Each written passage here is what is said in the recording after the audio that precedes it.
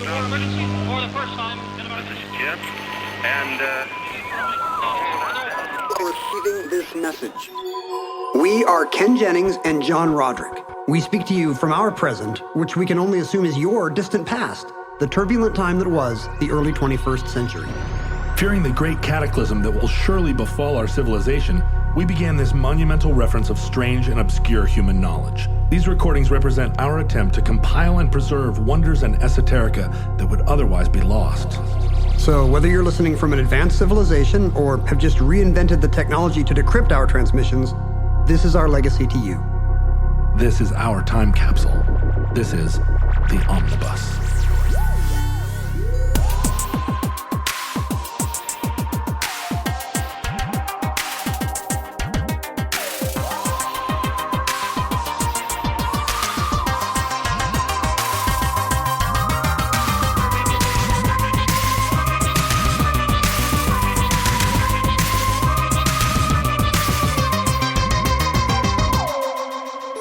You have accessed entry 1194.1C0612, certificate number 29113. Sovereign Citizens. This courtroom is trying to process me as state property. See this fictitious name statement? Asher Edwards, spelled in all capital letters? This is not my name.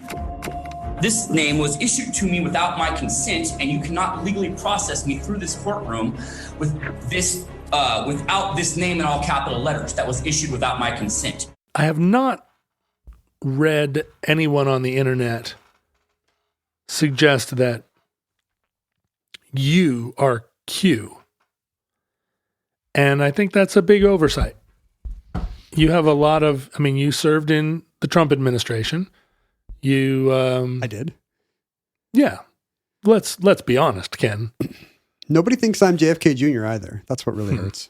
Yeah, that does. I look a little more Ouch. like JFK Jr. than that weird guy with the beard. But I think almost certainly there are Omnibus listeners, because we're a very popular podcast that's popular around the world and across America. We're just as popular in red states as blue. Throughout all time. That there are almost certainly people listening to the show that are followers of the QAnon conspiracy theory. And I just want to say, welcome to the show. We're going to be talking about a lot Don't we have to say their catchphrases so they know we're on their side? Or what do they say? We are together, all for one, one for all. Ride the lightning. Ride the lightning. Release the Kraken, and then ride the lightning on your Kraken. Yeah, there are some phrases. There are some slogans. Everybody likes a slogan. But I really think that they haven't cast the Q net widely enough. It's clear I'm not Q. Why? Most of my fans are women in their 30s that have tattoos of rabbits and wear their hair kind of short in a jaunty way. Most of your fans are survivalists and people in their 70s. Look, both of our fans have blue hair. Both of our fans are women with blue hair. It's true. It's just for different reasons. It's true. That's right. I feel like within the overarching conspiracy theory community, there's too much of a fixation and a fascination with Hollywood stars, when I think it's really trivia show hosts that give off the vibe of being in service. You think we have all the secret depravity of all of our alien masters that needs to be unveiled? Yeah, I do. There's just not that many trivia show hosts. It would be a very small conspiracy. It gets to be a larger number all the time, doesn't it? If you want to say all show business actors are lizard men pedophiles, there's hundreds of them to go after. There's just not a lot of game show hosts. But now that Buzzy Cohen is in the legion of game show hosts, I think it blows the doors open. Now that I'm not on the chase anymore, I can admit that everyone on the chase is actually in the service of the lizard men. Agreed.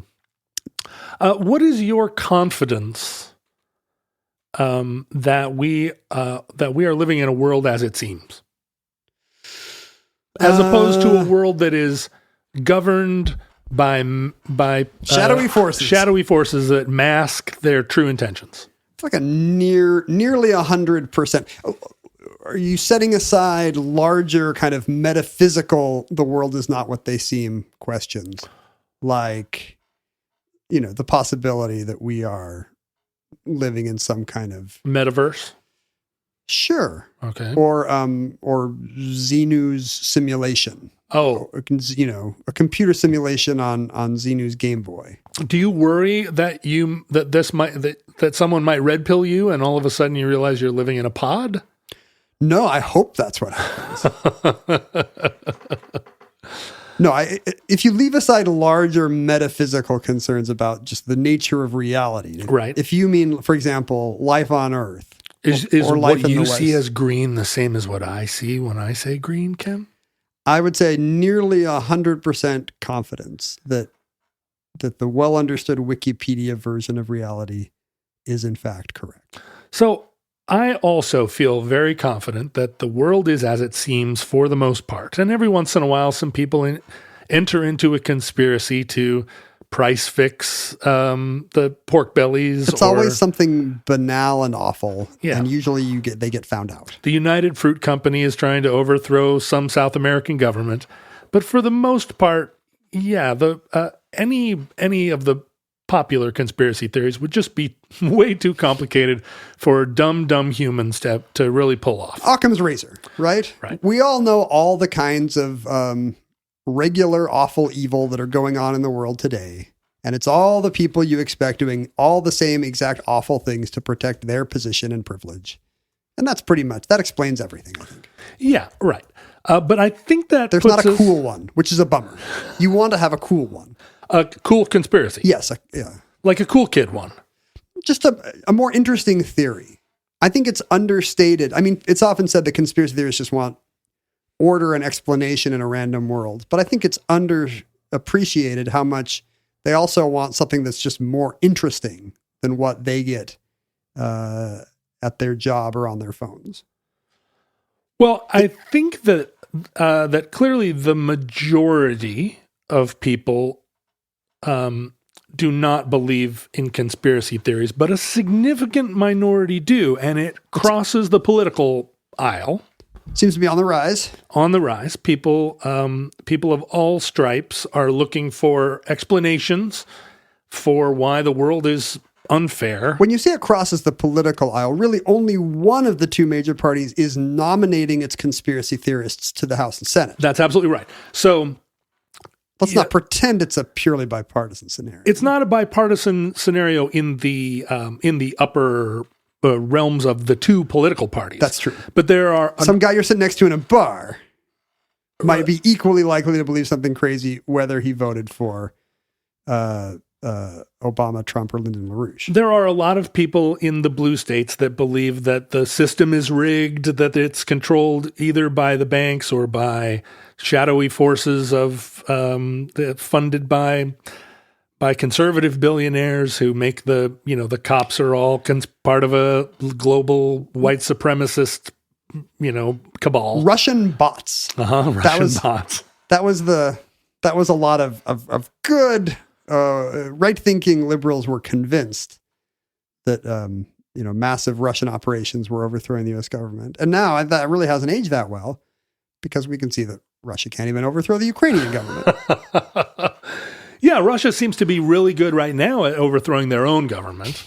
Maybe that's what the bot farms are doing. But there is a tendency increasingly, I think we see, for people to search for supra-reality explanations for why. And it's in extremis. Like you saw it on the left when the questions were, how could Trump have won? You see it on the right now that it's the questions of how did they overthrow our beloved president? Yeah, and it often involves China. It often involves the Clintons. It involves Jeffrey Epstein now. There's no limit to conspiracies if you want to shop around. The royal family, British royal family. That's why Belize and Barbados are dumping them. Oh, is that right? Oh, yeah. Belize is out because the royal family has weirdos in it? The royal family faked the moon landing. Oh, of course they did. I always wonder about the moon landing, like what Princess Margaret had to do with it. Well, and what the profit motive was. But there is I think in the United States, but it may surprise you to learn that it is increasingly a global phenomenon. Are we exporting it? Well, actually, there's some evidence that it started in Canada. Yeah. But then America took it and ran with it, of course, just like Neil Young and Second City TV or whatever. And so now we are exporting it, our cranky versions of it. But there's a movement that is kind of undergirds a lot of conservative conspiracy thinking. It's maybe it at its most distilled, the idea that the federal government is illegitimate and that the states have not only rights that exclude the federal government, but that at a certain point along the way, somewhere in the history of the United States, what we think of as the federal government is actually an extensive charade or charade. Depending on whether it's Canadians coming up with this theory. and that there is no longer a valid federal government. And because of that, the rights that we might ascribe to the federal government are no longer legitimately held by that entity. And so they revert to us as individual people, and that would be convenient. That would be nice. If you happen to believe, if you have reason to believe that the government is inconveniencing you in any way. And a lot of that, a lot of the belief system of this cadre, and of course those ideas that the federal government is no longer legitimate and that it is in service of a global enterprise rather than actually representing the people of the United States, it's kind of retconned itself and found evidence, throughout American history. I feel like I used to have to explain retcon to you, and now you can just use it so ably in a sentence. I'm so proud. Well, we met a long time ago. I spent a lot of time in the global nerd sphere, but you should feel proud because you did. I think you were the first to explain retconning. It's so I was useful. like, you say what now? Retcon? Look how it comes in handy here in geopolitics and sociology. Not just to explain whether or not Superman's wearing the red underwear anymore. But what's interesting is, it's a grab bag of beliefs, and not everybody has to believe that lizard people are living underneath a pizza parlor to believe that the laws of the land are mutable. That's the beauty of the sovereign citizen thing, is that you're very into the result, and you're willing to work backwards to whatever degree is plausible for you to get that result, which is the government don't have no hold on you. And we have to be careful, I think, when thinking about these conspiracies as being the province of people that are less educated and financially more at a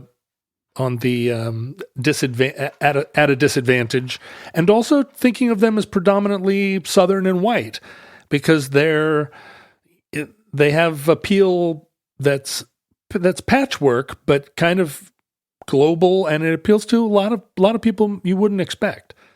But I think generally it starts with being at odds with the government, right? It would have to, right? If the government seems to be serving you, you're not going to turn against it for no reason, right? You're not going to say those darn police keep patrolling my neighborhood and making me feel safe. Or I paid a fair amount of taxes this year. In fact, very small compared to my income. Right. This is going great. Or any other nation of the world. Right. And so the sovereign citizen movement, what we see start to take on its present form as a result of, it always has a big explosion in membership and in devotees related to economic crises, related to situations where people end up on the wrong side of debt, on the wrong, their mortgage is upside down, or the medical debt. It was really connected to the 1980s farm foreclosure era, and has showed it's the beginnings of its modern resurgence in the 2007-8 mortgage Great crisis. Recession.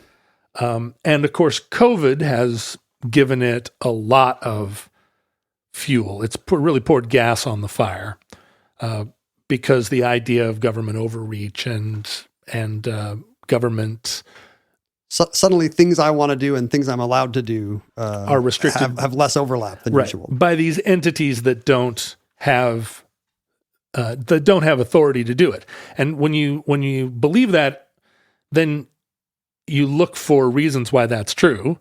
It's not just that the federal government has the authority to do it, except when I don't like it. You want it to be true across the board. And everyone does this. Everyone has their own intuitions about what is right for them, and then they look for reasons. It's not the other way around. Nobody's a blank slate researching historical theory until they find the most explanatory and minimalist one, and then they say, well, that's my philosophy. Yeah, and that's true definitely of the sovereign citizen movement.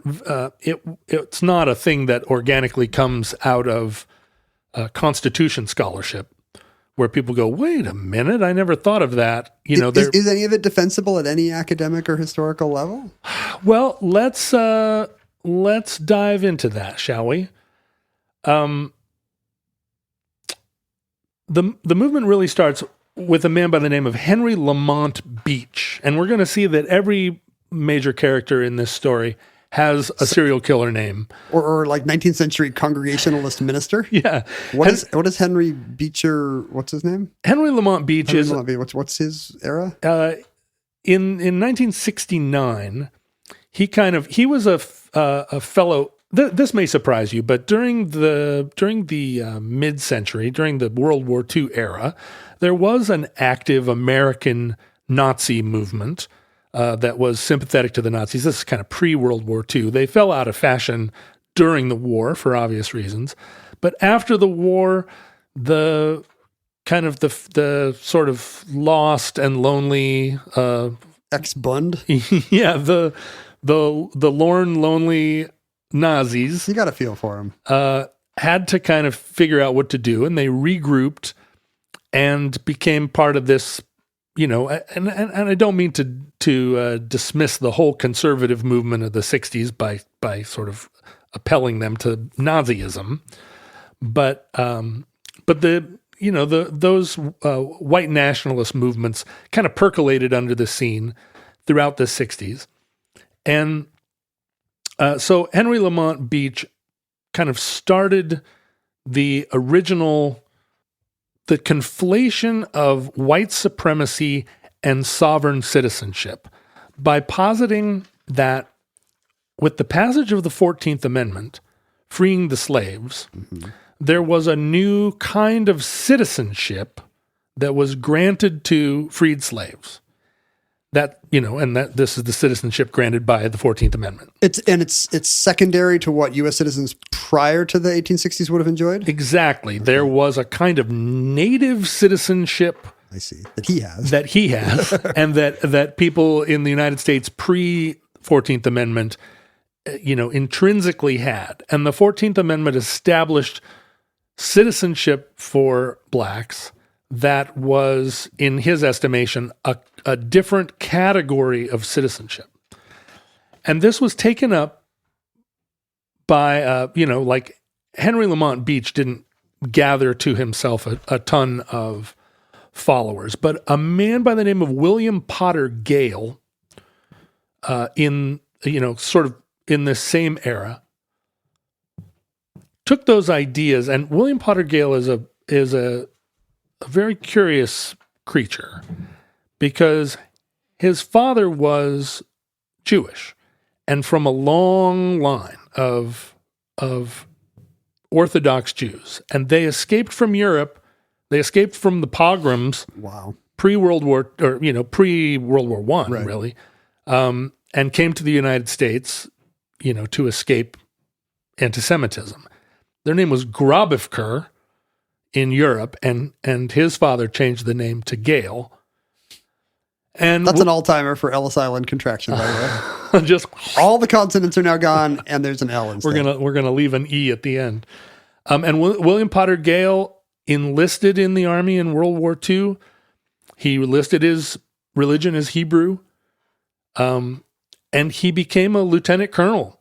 He served under MacArthur. This is an all-time jazz singer type disappointment. When you're, if you're a rabbi and your kid becomes not just a Al Jolson style entertainer, but a white supremacist conspiracy thinker, right? A white supremacist who goes on to found some of the major kind of white nationalist groups in the United States, starting with Posse Comitatus, which was which in Latin means the county is the.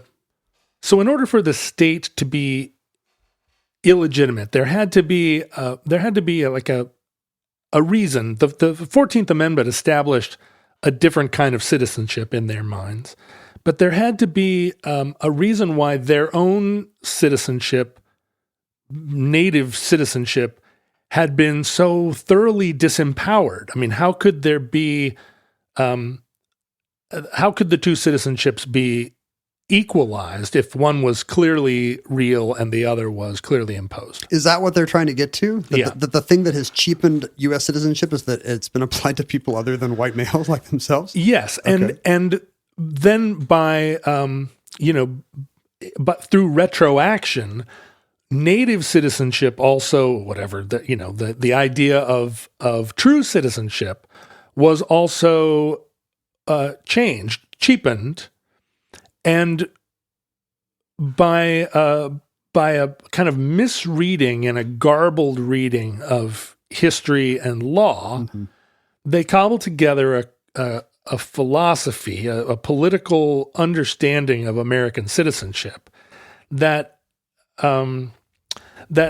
is predicated on the idea that when a child is born in the United States, they are actually an instrument of collateral that is leveraged on a global financial marketplace as collateral for U.S. foreign debt. And this is all related back to one of our favorite topics, the elimination of the gold standard by FDR in 1933. Wait, so lacking the gold standard, these people now believe that American babies are some kind of security or fiat currency or something? Yes, because American money is no longer real, because it's no longer backed by gold. Mm-hmm. The future earning potential of an American child is used as collateral against our debts, foreign and domestic. And they think this is actually just some unspoken assumption of how the world markets work, or do they think there's some secret market in which actual populations are traded? This is a secret market. I see.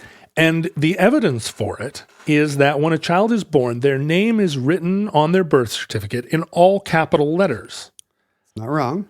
Those all capital letters, combined with the issuance of a Social Security number when you're born, creates an entity which is separate from you in actual reality. The all capital letters child on the birth certificate is what they describe as a straw man, which is your identity as a tradable commodity.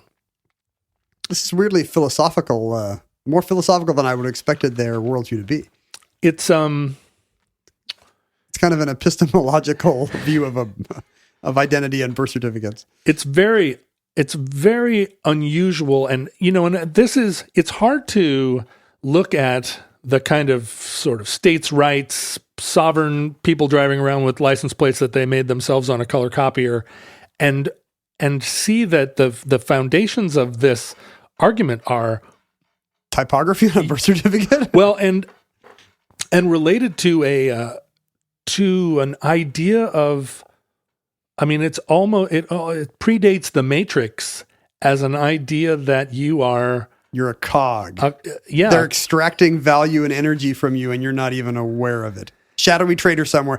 Or is their idea that they're picking you by name? They're going through birth certificates and being like, no, this is true. This is true of all America, or all people born in America that are, given a birth certificate and a social security number. But they're not being traded individually. These are like trenches of population. Well, what's interesting is that the Treasury, the federal government, creates at your birth an account associated with you. Is this true? Probably in a computer somewhere. But this is an actual bank account, which they put cash into. Oh, I'd love that. A large amount of whatever, I guess, fake American money goes into this account, and this represents this is, against your future earnings. This cash, is deposited in your straw man identity. And then all transactions that happened, all government transactions, driver's licenses, marriage licenses, fishing licenses, are all granted to your fake persona, your straw man. I see. And that you actually have the right and ability to exercise your individuation, to separate yourself from your straw man identity. All the inconvenient things about government are only applying to that treasury account. Exactly. And if you cease to identify with that, then the man can't put you down. And this is all a result of a kind of, not loophole, a schism in the law, where American law, as enshrined by the Constitution and misinterpreted or garbled by the half understood perusal of legal documents, that law was founded in English common law. But that in 1871, when the District of Columbia Organic Act was passed, which described the United States as a corporation. And they weren't... What is the 1871 District of Columbia Organic Act to the rest of us who do not believe in this theory? It is an act that establishes the District of Columbia. Oh, I see. In a certain, as a... Washington's not a city. Now there's a new territory there. Exactly. Okay. They used in this act the word corporation simply to mean an incorporation of, the city. But it's been taken in a different context to mean that at the incorporation of Washington, D.C., the United States became an economic corporation. In a business sense. And so common law, then, according to this formulation, was replaced with admiralty law. What? Which is like British naval law? Yeah, but it's British naval law that's used to regulate commerce on the seas. Well, I think this should actually apply. And admiralty courts. I think maritime law should have precedence. Are separate courts, and you're absolutely right. We should be governed by maritime law. Unfortunately, we're not. I'd get a free serving of grog every day. My enemies might be flogged occasionally. I think there's no downside. But what this means is that U.S. government officials and judges and really like anyone above the sort of county level is actually in service of a foreign power, because the U.S. government is... This weird corporation from 1871 on, which is not... the actual United States. I see. So they want to... I see. So the current government is not the successor state to what the founders founded. Right. There's theory. There's this this imposed government, and that was cagey of them to put all this in a little act, changing the city status of the District of Columbia. Yeah, and there you can find, and what this requires is that they ignore Probably a ton of court precedent. Well, not just court precedent, but they ignore the Article 6 of the Constitution. But it's all based on a kind of partial reading, a convenient reading of laws based on an edition of Black's Law Dictionary that is that was obsolete 25 years ago. But it's a sort of a pick and choose. It's a goulash. But what it means is that you are you're no longer responsible to pay taxes. Sure, because it's a different country. Your debt is absolved because it's all attached to this fake self. If you declare yourself sovereign and independent of this whole, and there are a couple of different terms for it. It's called asservation or expatriation. You can, by submitting forms to the government. So this doesn't happen to everyone automatically. You have to go through a process to become a non-fake U.S. citizen. Yes, you can declare it, and that requires that, weirdly, that you submit paperwork to these courts, to the fake government. But this paperwork, if it's worded properly, and a lot of the theory is based in a kind of, it's not exactly numerological, but it's based in a belief that the grammar and punctuation of legal documents is they are signifiers of this separate truth. There's secret messages if you put two spaces after a period or something? Exactly that. You the fact that these documents are all caps means that the United States of America in capital letters and the United States of America where just the U, the S, and the A are capitalized are different entities. Hold on. I just want to make sure I get this right. Which one's the good one? So this is complicated because they do use all caps as a way of communicating. I've seen them communicate in all caps many times on the internet. but in fact, the United States of America in all caps and the United States of America where it's normally Initial capitalized. Caps, title capitalization. Think that, which one is the real one? Well, there are like 4 or 5 different ones. There's the United States of America in not capitalized. There's also, and I guess this is as good a time as any to talk about David Wynn Miller.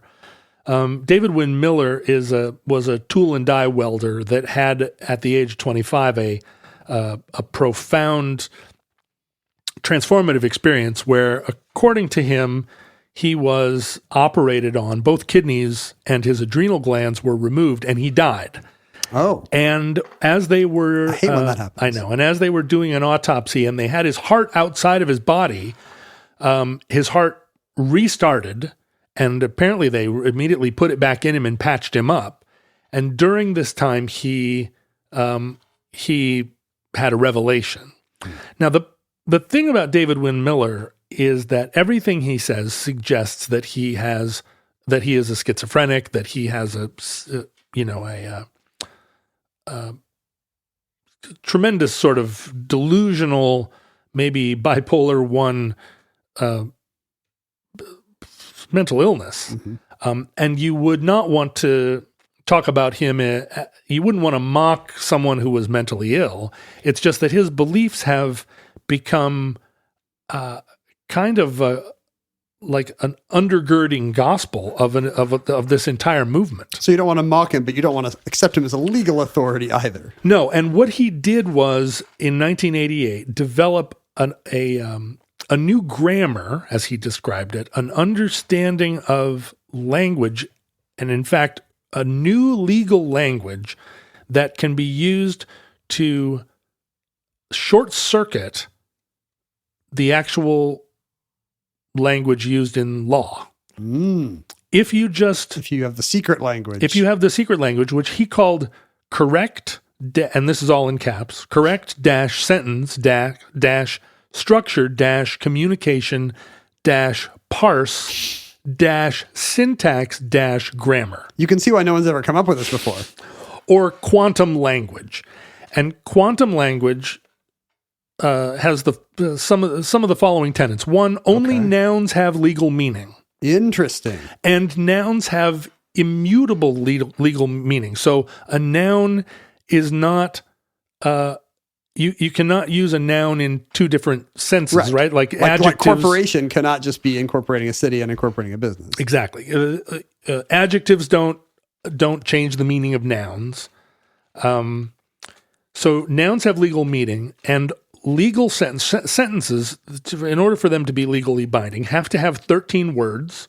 Exactly 13 words. 13 words. The number of colonies. And more nouns. That's right. More nouns than verbs. That's okay. And they must start with a prepositional phrase. How come all these guys with these ideas about, specific ideas about good language all have the worst prose style when you read their manifestos? Well, when you read anything written in correct sentence structure, communication, parse, syntax, grammar, or as it's, I think, shorthand known as quantum language, it is not readable. Not Hemingway-esque prose. It's not understandable.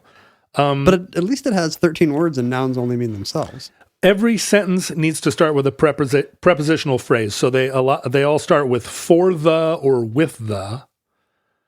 It's like a New York Times headline.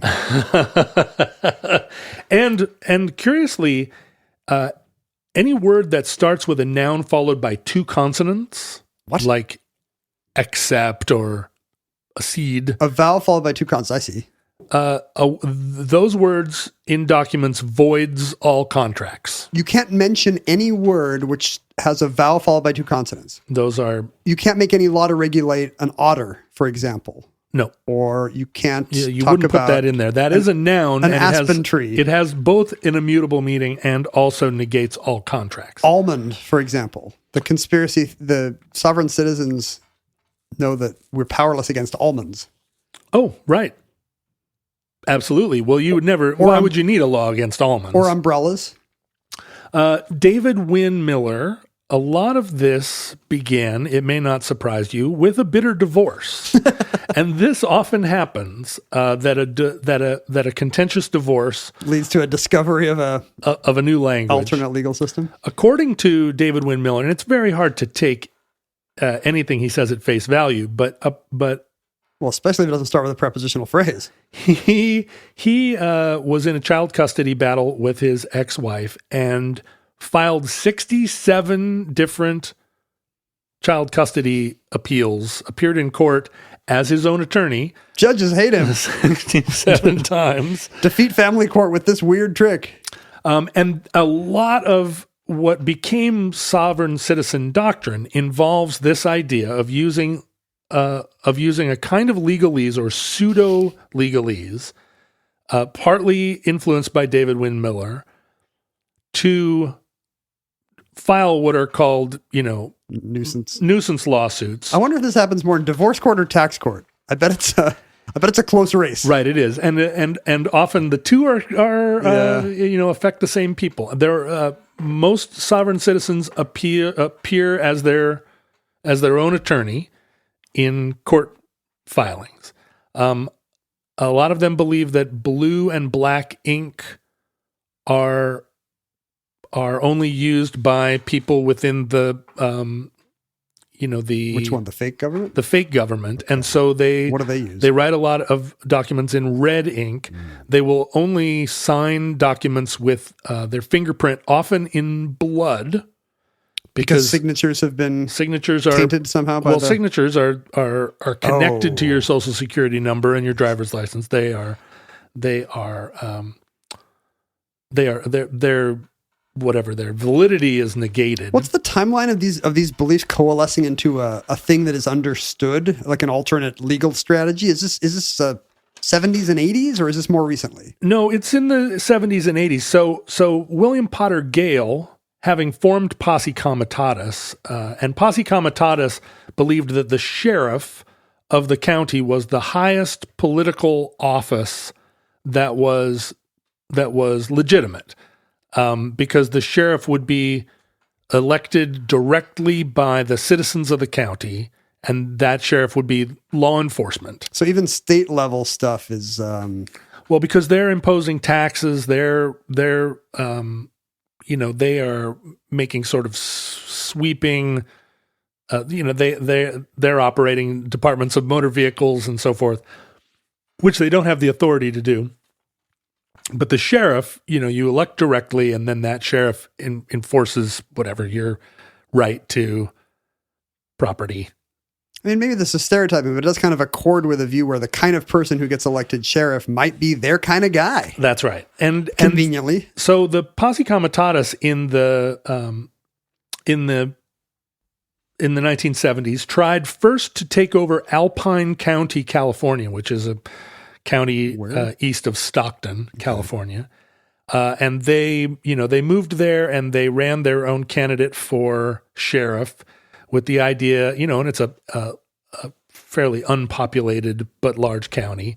They ran their own sheriff candidate, and unfortunately, the attempt to take over Alpine County failed. The incumbent sheriff was reelected. So they moved on, and at a little while later, they tried the same trick in Tigerton, Wisconsin. The idea was that, and this was a thing we saw during the kind of white nationalist period in the late 80s and 90s in the Northwest, the idea that they were going to create a homeland, right, a white homeland that was governed by locally elected law enforcement, but with no relationship really to the United States. But it was really only in the 90s that it kind of coalesced into a movement that started to distance itself from white nationalism.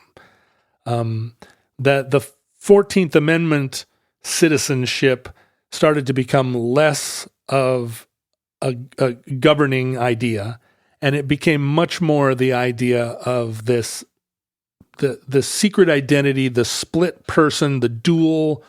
If you can get out from under your Treasury Department account, exactly, and a lot of sovereign citizens were they didn't even believe that the term sovereign citizen reflected them, and they think of themselves as and this is strange, but that their status is seeking the truth.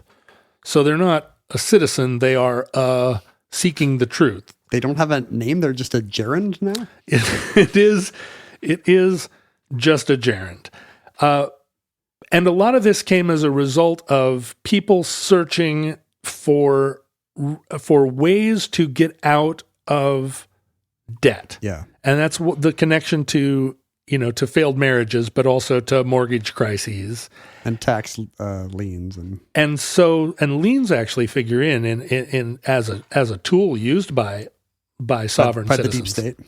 No, by sovereign citizens good. resisting the deep state.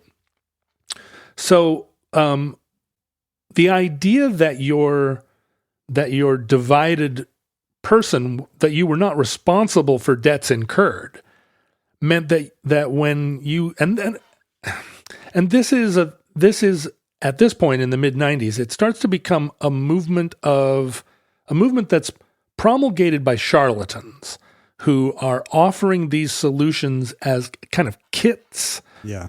Kits that come with boilerplate legalese that's if you file the right paper at the right point in time, written precisely the right way, often affixed with a postage stamp somewhere on it that then somehow the postage stamp takes it out of the realm of the local court, that this document will actually sever this relationship, that the courts will see it's written in secret hieroglyphics and they'll go, oh, they've unlocked the code and they're hereby not only released from debt.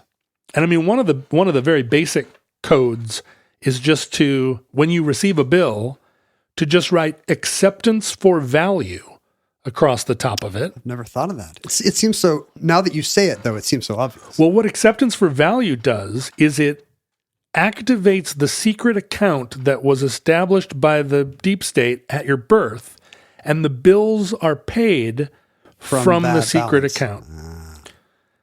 Smart? You can't say it's not smart. It's pretty smart. You can basically say in response to any sort of police order that you do not consent. Right. And by revoking your consent, you are, again, establishing your sovereignty connected to your status as an original citizen, a freeman on the land. I would have thought people would have discovered this in the age of the internet. You know, you've got a problem like bills you can't pay or something, and suddenly you find a list of very specific instructions new to you purporting to get you out of it. Of course, you're going to follow those steps. But I guess it predates the web, thanks to what we see on the far right now a lot, a network of grifters who are claiming to be believers, but are actually just in on the con. If you look back in 1996, the Montana Freemen were, this was part of that white nationalist movement. We're trying to abdicate from the United States. Terry Nichols, who bombed in Oklahoma City, was was very influenced by this idea. Well, it didn't go well for him at his trial. He must not have said the right things or used the right color of ink. But the ideas, it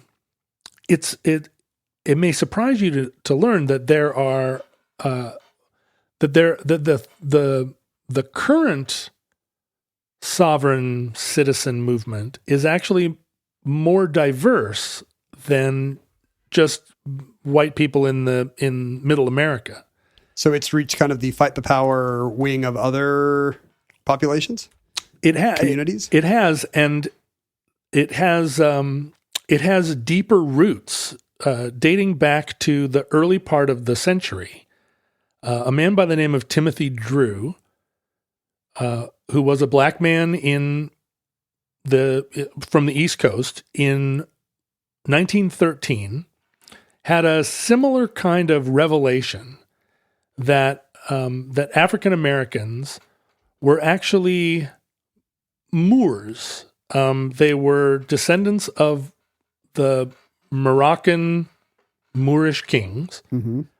and were therefore governed by the tenets of the Moroccan-American Friendship Treaty, which was signed in 1786. Oh, right. Morocco being one of the first foreign powers to recognize the new United States. Morocco, the first foreign power to recognize the United States.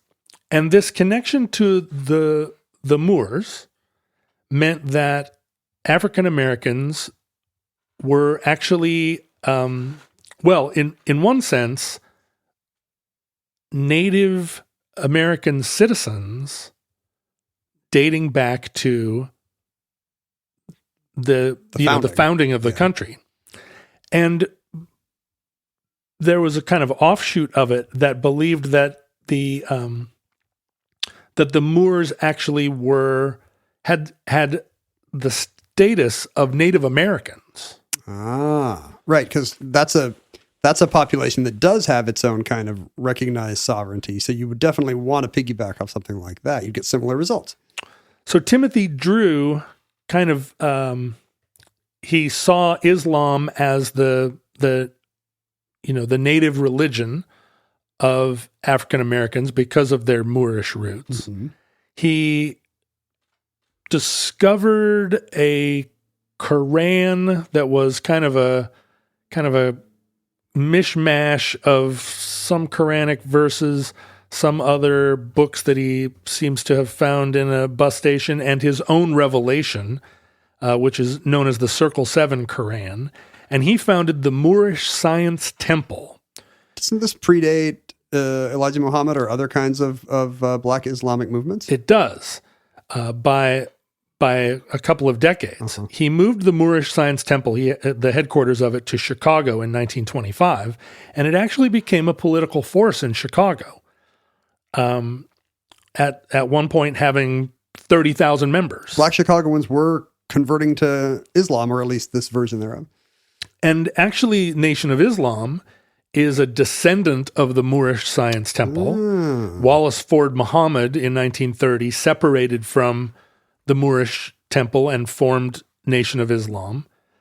And as an extension of the Moorish science community, the idea that African Americans were actually Native Americans, an offshoot of that formed as the Washita Nation, which was based around New Orleans. And it was an idea, it was kind of connected to a Creole identity. There is no Washita indigenous people? There are. Oh, okay. But the Washita Nation is unconnected to them. And a lot of the basis of the Washita Nation idea was that when Napoleon sold Louisiana to the United States, if you read the document carefully, you understand that Napoleon only sold the streets of New Orleans. Very, very slipshod work by Napoleon's attorneys. To the United States. Or I guess smart. He was trying to keep the non-street parts of Louisiana. Well, that would be kind of smart. He really outmaneuvered Jefferson on this. But unfortunately, did Jefferson get the sidewalks? No, that land actually, reverts to the native population. Oh, so Napoleon didn't do it right. Which is this Washita Nation. Washita Nation and the Moorish Science Temple exist today, and both are active members of the sovereign citizen movement. And they employ a lot of like adverse possession techniques. There's a sense that, in a reading of the law, that by using hostile possession, they can kind of, go into a building, claim it. This was a big feature in the mortgage situation in 2008 through present. Yeah. Where, structures that were foreclosed upon, they could break in, claim ownership of it as a form of reparation. And, using those, then file suit for ownership of the property, again, by using a convoluted, the sort of pseudo-legal documents in the style of David Wynn Miller. And there are versions of Miller's language that aren't so focused on where the semicolons are. Mm-hmm. Like David Wynn Miller actually changed his name to David/Wynn Miller. See, and most people, the colon comes at the end. And by doing that, he established himself as a new legal entity. I know there's a lot of that being used in the nuisance filings. So far, no one in Washita Nation has successfully taken ownership of a property. To what degree is this any kind of single movement? Like, I assume the white nationalist offshoots of this movement want nothing to do with the black Muslim offshoots of it, and vice versa, right? Well, there is no organized national leader. Yeah, and it's all built around gurus and people who. Grifters and people now who have internet channels where they say, here's the secret, these are the documents you need to file. It's perfect for one weird trick internet culture. The internet has just showed us that people love to click on one weird trick. And what ends up happening is that although there's never been an instance where any of these techniques have produced a victory in court. That was my next question. There are a lot of instances where someone will get fined $20 for not having a license on their dog, and will file 60 different, like gibberish legal documents to the point that the state drops the charges. Yeah. Where they're just annoying. Like, you know what, we can't even read what you're submitting. But, there are systems in place that are meant to enable citizens to file suit or file documents, right? And to make that some recourse, a institutional process. But misused, you just get a situation where it's like, look, this is a fine under $100 for somebody driving without a bicycle license. And those are then touted as success stories on the web and examples of how this technique actually, no one has managed to get any money from the government from their secret account. But if you go online, there are tons and tons of explanatory videos of how, your money, which was put into this account under your birth name is actually belongs to you, even though it's fake. And you're entitled to this money if you just send the right combination of forms. Many cons in the past have been built on similar premises that, you may already be a winner. Your ancestors had rights to this. People with your last name have rights to that legacy and so forth. And lots of shady lawyers and dishonest non-lawyers have taken advantage. Another thing that they do within the sovereign citizen world is not just file like nuisance legalese documents to get out of fines, but they actually then turn that into what's called paper terrorism. An example, situations where they use these legal filings to actually attack judges by filing like spurious liens on their property. Apparently, you can file a lien without needing to prove the validity of the charge. That comes next. Yeah. And the lien, once filed, actually puts a shadow over your ownership of property until it can be proved or disproved. Have you ever had a lien? No. I had a contractor come after another contractor at some point. The guy that was doing our kitchen, the guy that was doing the plumbing in our kitchen came after the guy that was doing the countertops came after the main contractor. And as a result, somebody showed up at our door and said, "There's a lien against your house." And this was, again, something I hadn't even heard of. I didn't know there was a little countertop war going on. And did it affect your credit rating for some period? Probably. Yeah. Until their individual spat was resolved. So the sovereign citizen movement learned that they could use these filings not just as a defense, but as an offense.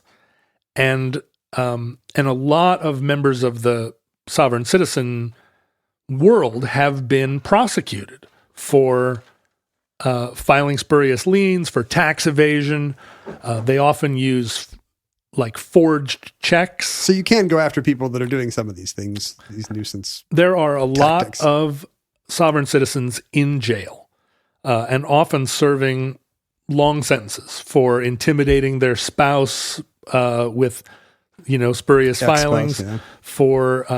for buying guns with forged checks. I mean, this does give them the kind of non-mainstream citizenship they want. If you're incarcerated, It's true. You are a little bit off the grid. You're a citizen of the jail.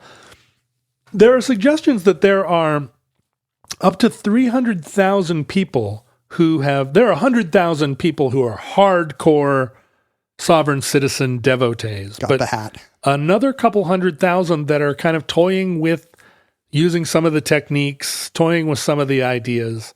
The Ouachita Nation actually runs a diploma mill university called the City University of Los Angeles. So if anybody ever, If you want your credentials. if you go into your psychologist's office and they have a diploma from the City University of Los Angeles, you can be maybe somewhat suspect of it. You can just yell all your responses to them in capital letters and they can't disagree. There have been a couple of major court findings that have dismissed the entire philosophy. One in Alberta, Meads versus Meads, again, a divorce case. Yeah, I was about to say. where Meads won in fighting Meads 2, submitted just an avalanche of documentation, all written in prepositional phrases with not two consonants. Yes, that was the ex-husband. It was. No. And Justice John Rook wrote a big decision kind of that applied then across the whole Commonwealth legal system, saying there's, none of this is all gibberish and none of these contentions hold. I bet that totally stopped them. They were like, oh, wow. Shut them right down. I guess there's a legal precedent now by this non-authorized judge. In Washington State in 2013, the district court issued a finding that when you read it is so dripping with sarcasm and contempt. Like it feels like it was written by a young clerk, because you just can't believe for a legal document, Yeah. it's written in very plain language, and it really ridicules the whole idea. Yeah, that's what we want. More snarkier legal decisions. Snarky decisions. But, and I think most famously and most recently, the Cliven Bundy, initially their fight against the BLM in Nevada for having used BLM land to ranch without paying fees, and then their takeover of the Malheur Wildlife Refuge in Oregon was the basis that we're sovereign citizens and this is our wildlife refuge? Sovereign citizens. Their BLM has no right to lease this land because the Napoleon only had got the streets. That's right. This is national, this is land that belongs to all true organic citizens of the United States. Yeah. In most countries that this has spread to, it's also greeted with contempt. But in Australia, the freemen of the land, you may not be surprised to learn, actually have gotten a toehold. I assume these are not an indigenous group? Some indigenous groups have allied themselves with the idea. Uh-huh. But no, there's a political party called the Hanson Party in Australia that's actually come up in the omnibus before. I don't remember this. It's a wackadoodle conservative / maybe not quite QAnon party, but nativist and conspiraciist. Yeah, and nationalist. And there's actually a man by the name of Malcolm Roberts who is in the Australian Senate and has been since the 2015s.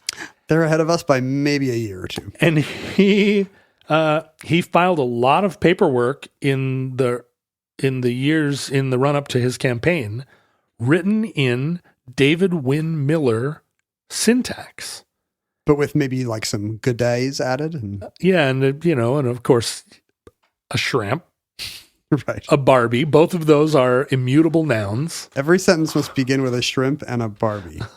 For the Barbie with the shrimp. And that concludes Sovereign Citizens, entry 1194.1C0612, certificate number 29113 in the omnibus. Now, obviously, none of this will apply to you as a sovereign citizen of Earth in your time, but John and I were the old kind of American citizen. We were at Omnibus Project, at Ken Jennings, at John Roderick, on various kinds of social media. You have the absolute right as a natural citizen to email us at theomnibusproject@gmail.com. We will only read it if it's in red type. And signed with your blood. Please include your bloody fingerprint and make sure there's not a sentence with 14 syllables. We just laugh and laugh when we see a miscounted 14-word sentence. No chance, fool. No one can stop you from using the post office. In fact, don't even put a stamp on it. They'll have to deliver things if you yell sovereign citizen at the counter. Just say accepted for value, but do put a stamp on the document itself because that actually makes you a postmaster. Is that right? Yeah. Now that you're a postmaster, abuse your newfound power by sending us random things to Omnibus Project, P.O. Box 55744, Shoreline, Washington, 98155. This came to the P.O. Box addressed only to me, John. So, that seems to be happening a lot lately. I'm afraid you're out of luck. Paul sent us a copy of a book by his daughter, Kate, and his son-in-law, Joe, called Who is Jesus? Who is Jesus? Well, that's a very easy Jeopardy response. And maybe that's why they wanted to send it to me. Oh. This Son of God, this only begotten Son of the Father, it has nice woodcut illustrations. Jesus is the deliverer. This is far, you know how there's like one good chick tract artist? Yeah, this is way above even his level. This is nice woodcut stuff. What you find in the sovereign citizen movement is not a ton of appeal to Jesus. Interesting. Yeah, it's all based around English common law and misreadings of the Constitution. It's not really God. It's the same impulse, except it's, Admiralty court findings of the 1700s instead of the book of Ezekiel. I mean, the fundamental belief of the founders of the movement that white people are the only true people and everyone else is a mud person. There's some overlap with, there might be. with conservative religion. There might be. Well, thank you so much. First, I don't know why you thought that would be of interest to us at Omnibus, Paul, but... well, to one of us at Omnibus. Well, thank you for sending... So you do want it, is that what you're saying? Well, who is Jesus?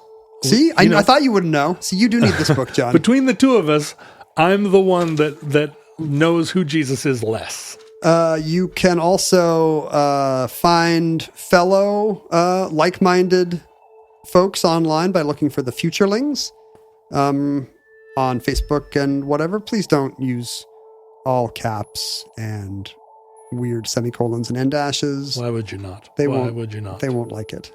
Yeah, but if you don't, of course, then the state owns every word you write on there. Right. And by the state, I mean Meta. Meta.com. The best way to support the Omnibus is via our Patreon. Every time someone joins a Patreon, an account gets created in their name with a separate legal entity. True. Such that the U.S. government cannot, has no authority or jurisdiction over any of the contents or finances of Omnibus. True. Although that was always true. Although I did get tax documents for our Patreon this year, so apparently that may not be true. But if you enjoy the Omnibus and would care to support the important work we do for the future, go to patreon.com/Omnibus Project and see the amazing perks that await those who support the show financially. Famously at the Washing Bear level, you can suggest a topic for a show, which is how we got to where we are today. Brian had a bunch of cool ideas. I kind of wanted to do the Yellowstone zone of death, the actual legal loophole that makes it very hard to convene a jury in the non-Wyoming parts of Yellowstone or something. Although I think I did hear that's now a plot device on the Kevin Costner TV show Yellowstone. So now I'm a little less interested in it. Kevin Costner has a TV show? Where have you been, John? Not hanging out with the real Americans like I do, where we talk about Yellowstone I'm not and on what Twitter, happened so on last week's Yellowstone. I don't know what is happening. Most watched cable TV show in America. Really? Yes. Oh. Is it good? I think it is, actually, in kind of a soapy way. I can't imagine that it's your thing. Maybe watching it is. It has Kevin Costner and Sam Elliott. Oh, okay. And you're a broad-chested Western man. Sure. That's what you want. Cowpokes? I'm watching that one, the Last Kingdom. Have you watched this? This seems like you're making it up. Nope. Last Kingdom. It's about the downfall of Uber, the downfall of Theranos, the downfall of Venmo. It's about the downfall of the Dana law as it crashes against the bow of Saxony, or I'm sorry, Anglo-Saxony. And it's basically Game of Thrones, but without dragons. It's got a lot of sword fights and... 'Cause it's all real. And but all the good Northern Ireland actors are already on Game of Thrones, so this is like the B team. Yeah, it feels pretty darn real. You're pretty excited about all the sword fights, lots of violence, lots of Danish people getting their heads cut off, but also cutting people's heads off. I recommend it. That's very exciting. Anyway, thank you, Brian, for suggesting a show on sovereign citizens. John's eyes lit up when he saw your suggestion. They did. I said, give me more sovereign citizens. Although I feel very much, Ken, like I was stilted. I like stiff-legged walked through that episode because there was so much to talk about and I didn't want to get it wrong. Well, and it's impossible not to get it wrong because it's just wrong at its core. But well, yeah, if there's any omnibus topic in which stilted language is appropriate, surely it's in sovereign citizens parse communication syntax language. It is, but I just want to apologize to everybody who's used to our free-flowing kind of, like the way we chit-chat. You didn't want to get the malicious mad at you. Yeah, because this was one where I was like, well, the thing is, I didn't both sides it, but I was like, I just don't want Anyway, thanks for listening. Futurelings, from our vantage point in your distant past, we have no idea how long our civilization survived. We hope and pray that the catastrophe we fear may never come. We wish you many goods and cheese, and hope that you come see us often. But if the worst comes soon, this recording, like all our recordings, may have been our final word. If Providence allows, we hope to be back with you soon for another entry in the Omnibus.